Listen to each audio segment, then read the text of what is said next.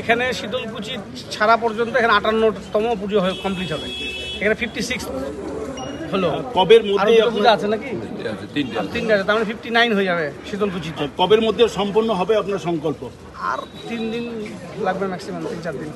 তারপরে আমরা মহামৃত্যুঞ্জয় যজ্ঞ এবং যেটা রুদ্রাভিষেক, রুদ্রা হোম, সেটা আমরা কুচবিহারে করব। নির্বাচনের আগেই তো বিভিন্ন দল সংগঠন তারা ধর্মীয় সন্ত্রাস, ধর্মীয় হিংসা ছড়াবার চেষ্টা করে।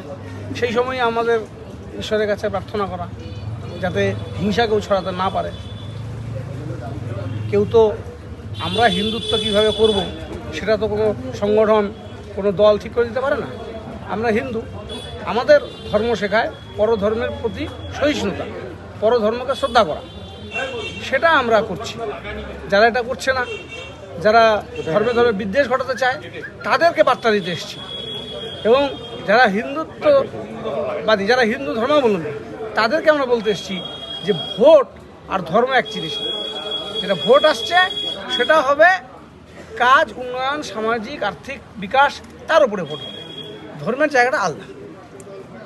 এই মুহূর্তে